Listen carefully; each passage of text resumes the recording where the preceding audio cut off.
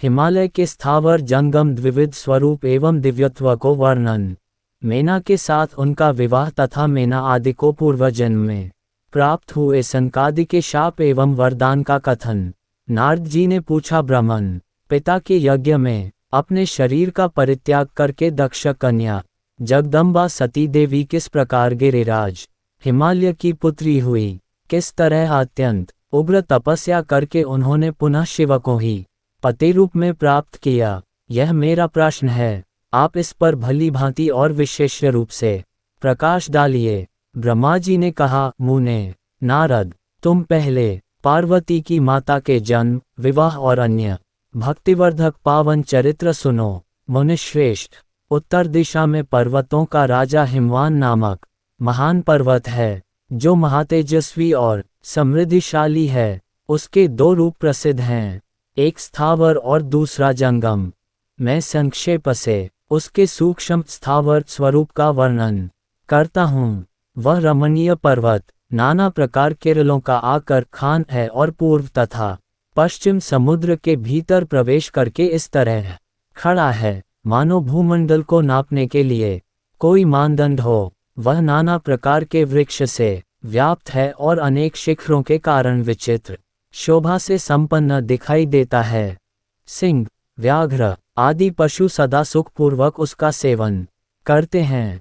Him का तो वह भंडार ही है, इसलिए अत्यंत उग्र जान पड़ता है। भांति भांति के आश्चर्यजनक दृश्यों से उसकी विचित्र शोभा होती है। देवता, ऋषि, सिद्ध और मुनि उस पर्वत का आश्रय लेकर रहते हैं।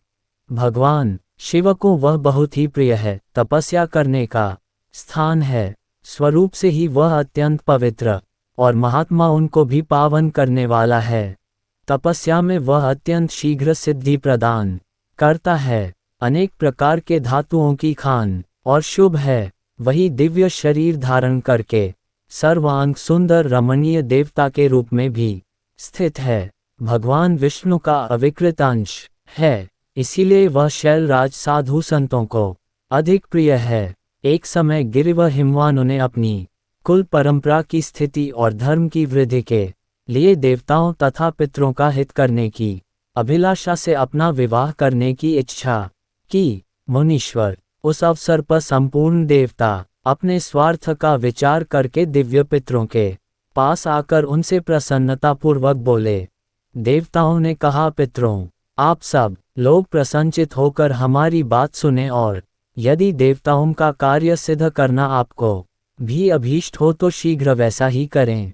आपकी ज्येष्ठ पुत्री जो मेना नाम से प्रसिद्ध है, वह मंगलरूपिणी है।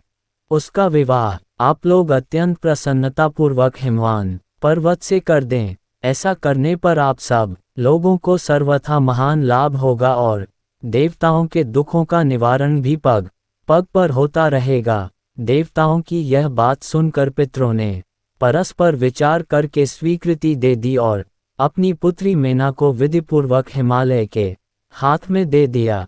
उस परम मंगलमय विवाह में बड़ा उत्सव मनाया गया। मुनीश्वर नारद, मेना के साथ हिमालय के शुभ विवाह का ये सुखद प्रसंग मैंने तुमसे प्रसन्नतापूर्वक कहा है। अब और क्या सुनना चाहते हो?